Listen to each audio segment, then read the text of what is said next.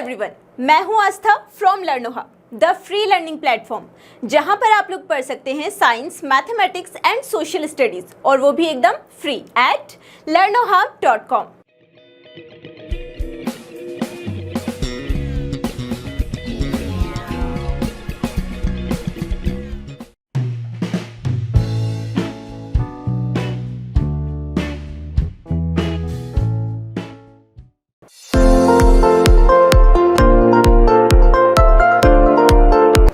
आज के डिस्कशन का जो हमारा फर्स्ट क्वेश्चन है वो है फिल इन द ब्लैंक्स। तो आपको कुछ खाली स्पेसेस दिए गए हैं, उनमें आपने अपना करेक्ट आंसर फिल करना है।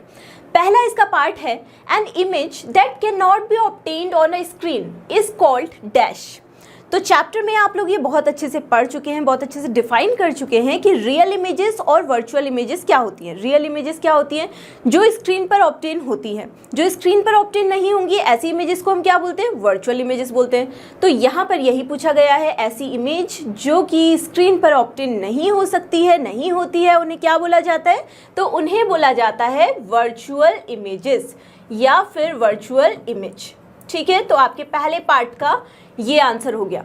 सेकेंड पार्ट है image formed by a convex dash is always virtual and smaller in size. तो यहाँ पर आपको क्या फिल करना होगा? कॉन्वेक्स के बाद में डैश लगाया गया है, इसका मतलब है आपको यहाँ पर फिल करना है मिरर या फिर लेंस।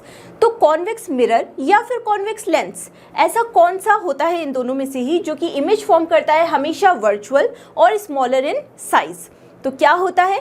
चैप्टर आप लोग पढ़ चुके हैं अच्छे से, तो आपने पढ़ा है वहाँ पर कि जो कॉन्वेक्स मिरर होता है वो हमेशा वर्चुअल और स्मॉलर इन साइज इमेज क्या करता है? फॉर्म करता है। ठीक है, अब देखिए इसका पार्ट सी में बोला गया है an image formed by a dash mirror is always of the same size as that of the object। तो ऐसा कौन सा मिरर होता है जिसके थ्रू जो इमेज फॉर्म होती है वो सेम टू सेम उसी साइज़ की होती है जिस साइज़ का ऑब्जेक्ट होता है?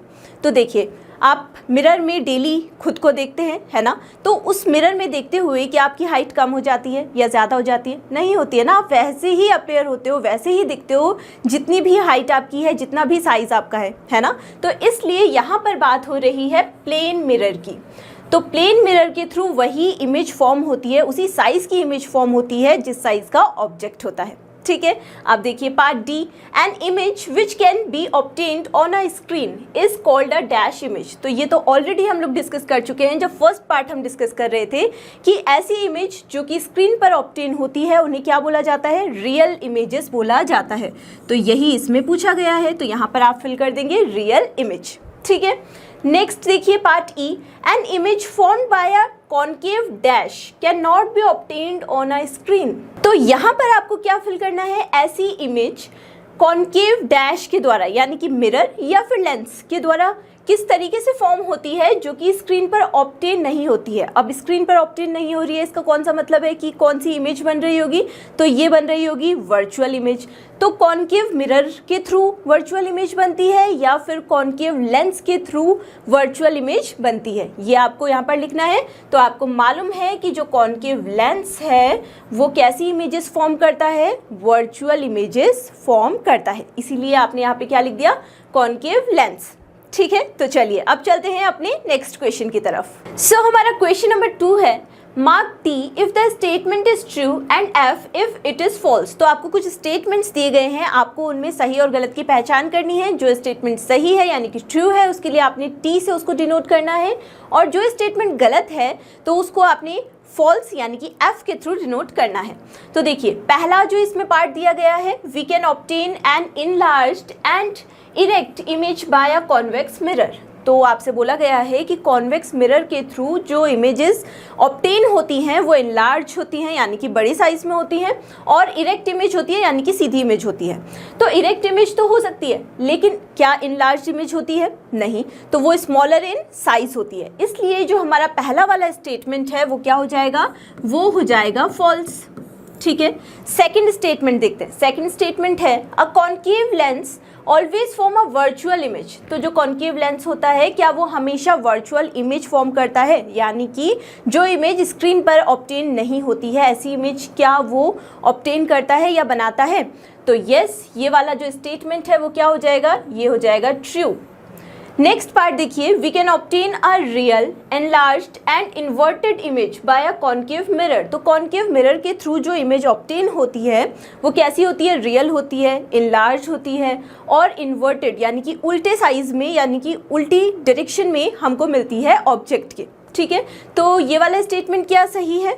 हाँ, ये वाला स्टेटमेंट भी क्या हो जाएगा, ये भी हो जाएगा ट्रू। ठीक है, डी पार्ट देखिए, a real image can not be obtained on a screen. तो रियल इमेज की तो डेफिनेशन ही ये होती है कि ऐसी इमेज जो कि स्क्रीन पे क्या हो पाती है, ऑब्टेन होती है या फिर हमें दिखती है, तो उनको क्या बोलते हैं, रियल इमेज बोलते हैं। तो ये वाला जो हमारा स्टेटमेंट है वो हो गया फॉल्स यानी कि गलत। ठीक है, अब देखिए लास्ट जो हमारा इसमें पार्ट है वो क्या है, अ concave mirror always form a real image. जो कॉन्केव मिरर होता है वो हमेशा रियल इमेज फॉर्म करता है। तो क्या ऐसा होता है? हाँ, वो रियल इमेज फॉर्म करता है, लेकिन साथ ही साथ वो कई केसेस में वर्चुअल इमेज भी फॉर्म करता है, यानी कि वो रियल और वर्चुअल दोनों ही इमेजेस फॉर्म करता है। तो ये वाला जो स्टेटमेंट हो जाएगा, क्योंकि इसमें हमें क्या लिखा गया है, ऑलवेज, तो इसका मतलब ये गलत हो जाएगा, क्योंकि जो कॉन्केव मिरर होता है वो रियल और वर्चुअल दोनों ही इमेजेस फॉर्म करता है। तो ये वाला स्टेटमेंट क्या हो गया, गलत हो गया, यानी कि फॉल्स हो गया। तो ये वाला क्वेश्चन आया आपको अच्छे समझ में। अब चलते हैं हम अपने नेक्स्ट क्वेश्चन की तरफ। सो क्वेश्चन नंबर 3 में हमसे बोला गया है, match the items given in column 1 with 1 और मोर आइटम्स ऑफ कॉलम 2। तो आपको इन दोनों ही कॉलम्स में यानी कि फर्स्ट एंड सेकंड में मैच करना है जो भी आपको इसमें मिलता जुलता नजर आ रहा है। एक या दो कितने भी नंबर ऑफ स्टेटमेंट से आप इसको क्या कर सकते हो, मैच कर सकते हो। ठीक है, तो देखिए कॉलम 1 में जो पार्ट ए है आपसे बोला गया है अ प्लेन मिरर, बी में अ कॉन्वेक्स मिरर, सी में अ कॉन्वेक्स लेंस, डी में अ कॉन्केव मिरर, ई में अ कॉन्केव लेंस। ठीक है, इधर साइड पे आपको कुछ स्टेटमेंट्स दिए गए हैं। पहले स्टेटमेंट में बोला जा रहा है used as a magnifying glass. तो हम सबसे पहले प्लेन मिरर के लिए सोचते हैं कि इन सारे स्टेटमेंट्स में से कौन सा स्टेटमेंट ठीक हो सकता है। सेकंड स्टेटमेंट में बोला जा रहा है can form image of objects spread over a large area. Third में बोला जा रहा है used by dentist to see enlarged image of teeth. Fourth में बोला जा रहा है the image is always inverted and magnified. Fifth में बोला जा रहा है the image is erect and of the same size as the object. और लास्ट जो इसका पार्ट है इसमें बोला जा रहा है the image is erect and smaller in size than the object. तो हमको मालूम है कि जो प्लेन मिरर है वो हमेशा सीधी इमेज फॉर्म करता है और साथ ही साथ जैसा भी ऑब्जेक्ट का साइज होता है उतनी ही साइज की इमेज मिरर में फॉर्म होती है। तो जो पार्ट ए है ये किससे जाके मिलेगा, ये हो जाएगा फिफ्थ ऑप्शन के साथ में मैच। यानी कि अब प्लेन मिरर किसके साथ में, कौन सा स्टेटमेंट इसके साथ में मैच हो रहा है, the image is erect and of the same size as the object.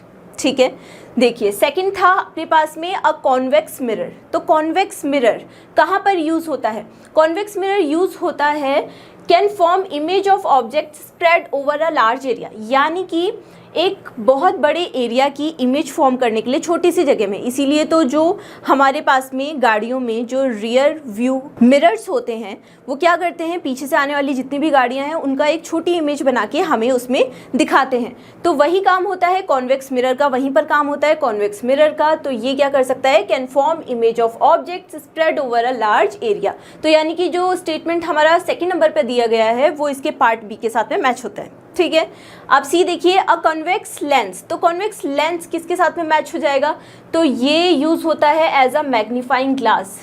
ये लेंस को बोला क्या जाता है और ये कन्वर्जिंग लेंस कहलाता है। क्यों, क्योंकि ये जितनी भी लाइट की रेज आ रही होती हैं या फिर बीम ऑफ लाइट जब आ रही होती है ना, तो वो क्या कर देता है, सारी रेज को एक साथ कन्वर्ज कर देता है, इसीलिए। ठीक है, इसीलिए used as a magnifying glass. फिर देखिए कॉन्केव मिरर। कॉन्केव मिरर कहाँ पर यूज होता है, तो used by dentists to see enlarged image of teeth. तो कभी आपके दांत में दर्द हुआ होगा या फिर आपको डेंटिस्ट के पास में जाना पड़ा होगा, तो वो आपकी जो टीथ है या फिर दांत है, कोई एक दांत या फिर बहुत सारे दांत, उनको बड़ा करके देखने के लिए कौन से मिरर का यूज़ करता है, कॉन्केव मिरर का यूज़ करता है। ठीक है, इसलिए जो इसका पार्ट डी है वो किसके साथ में मैच होगा, ऑप्शन 3 के साथ में। ठीक है, कि जो कॉन्केव मिरर है used by the dentist to see enlarged image of teeth. ठीक है, लास्ट ई पार्ट है अ कॉन्केव लेंस। तो जो कॉन्केव लेंस है वो क्या करता है, वो बनाता है इमेज जो कि इरेक्ट होती है यानी कि सीधी इमेज होती है, and smaller in size than the object, और जो ऑब्जेक्ट हमने देख रहे होते हैं उसकी जो इमेज फॉर्म हो रही होती है वो उससे स्मॉल साइज में फॉर्म होगी, उससे कम साइज में फॉर्म होगी। ठीक है, तो ये सारे ही ऑप्शंस थे जो हमने अच्छे से मैच कर दिए। अब चलते हैं हम अपने क्वेश्चन नंबर 4 की तरफ। इस क्वेश्चन में हमसे बोला जा रहा है state the characteristics of the image formed by a plane mirror, कि एक प्लेन मिरर के थ्रू जो इमेज फॉर्म होती है उसकी कैरेक्टरिस्टिक्स बताइए।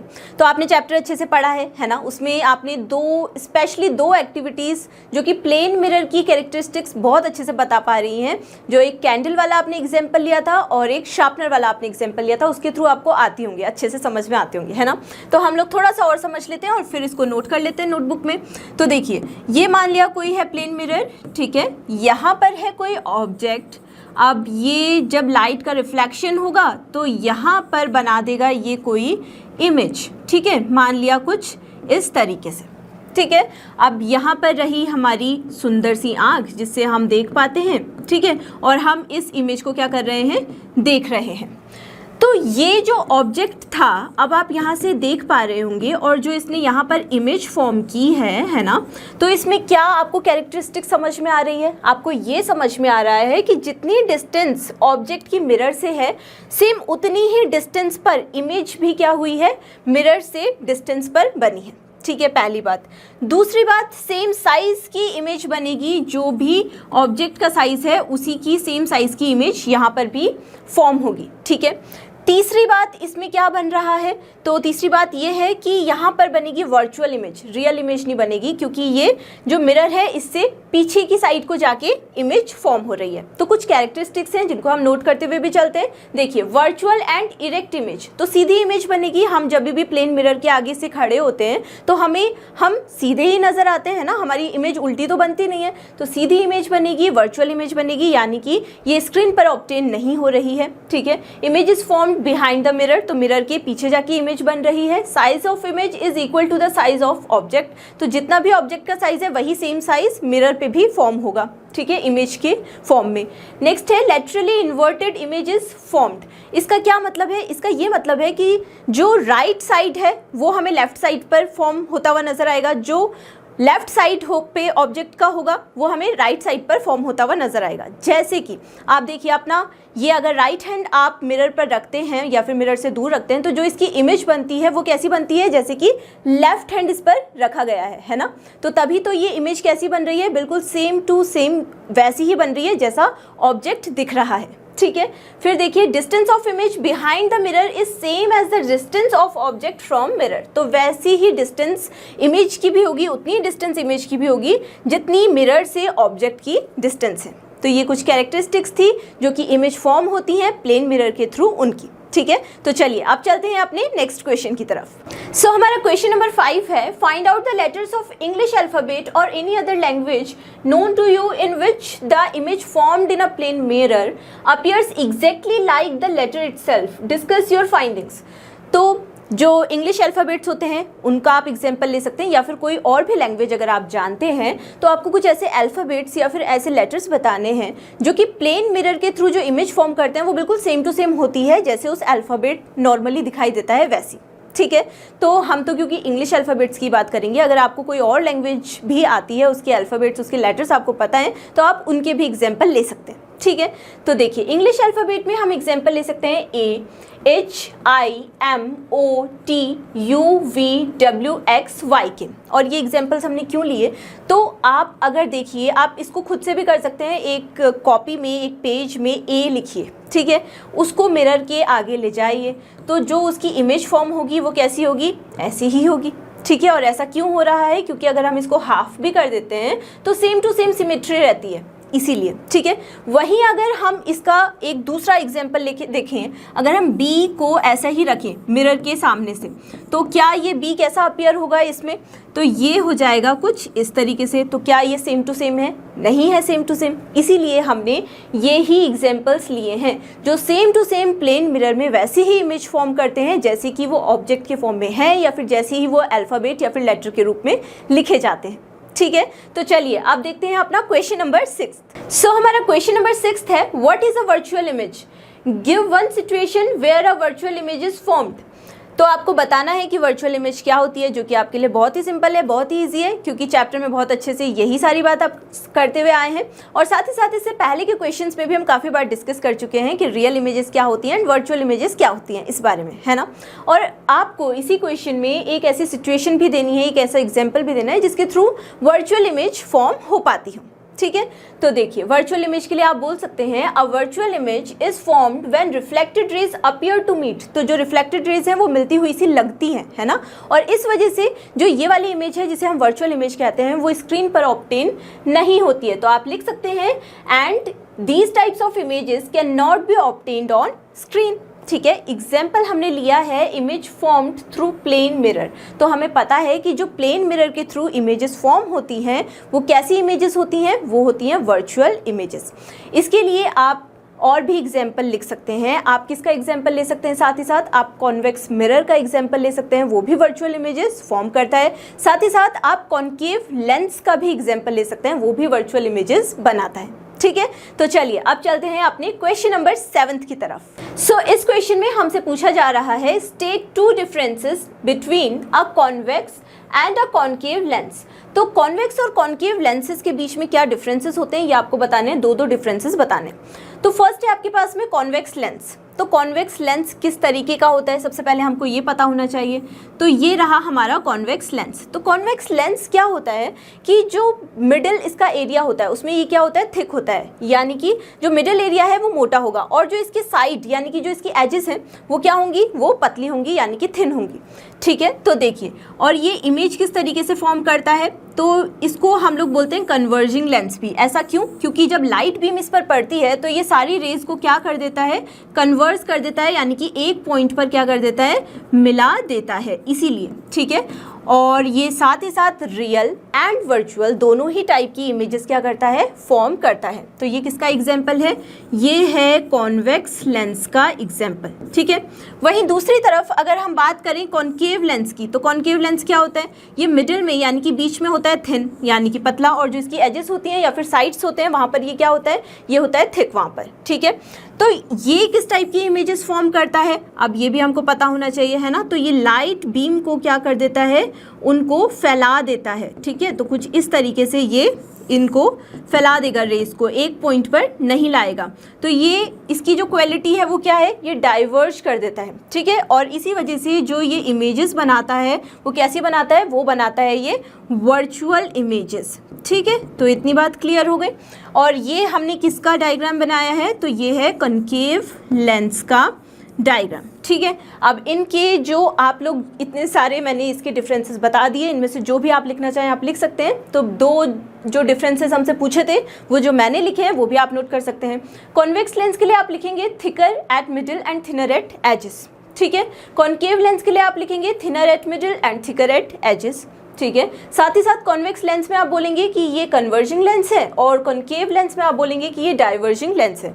आप एक एक डिफरेंस और भी इसमें लिख सकते हैं अपनी नोटबुक में, चाहे तो आप नोट कर लीजिए कि जो कॉन्वेक्स लेंस होता है वो रियल और वर्चुअल दोनों टाइप की इमेजेस फॉर्म करता है, जबकि जो कॉन्केव लेंस होता है वो केवल और केवल वर्चुअल इमेजेस फॉर्म करता है, ठीक है। तो चलिए अब चलते हैं अपने नेक्स्ट क्वेश्चन की तरफ। सो क्वेश्चन नंबर 8 में आपसे बोला जा रहा है give one use each of a concave and a convex mirror. तो कॉन्केव एंड कॉन्वेक्स मिरर के लिए आपको क्या क्या उनकी यूज़ है, एक एक यूज़ आपको बताना है दोनों के लिए। सबसे पहले यूजेस ऑफ कॉन्केव मिरर। तो कॉन्केव मिरर का क्या यूज़ होता है, तो आप लिख सकते हैं these mirrors are used by dentists to see the larger image of the tooth और टीथ। तो डेंटिस्ट के द्वारा इसका यूज़ किया जाता है कॉन्केव मिरर का, हमारे दांत या फिर जितने भी दांत हैं उनको लार्जर इमेज उनकी देखने के लिए, ठीक है। कॉन्वेक्स मिरर का कहाँ पर यूज़ होता है, तो ये हमको मालूम है, ये होता है रियर व्यू मिरर्स के फॉर्म में यूज़, है ना।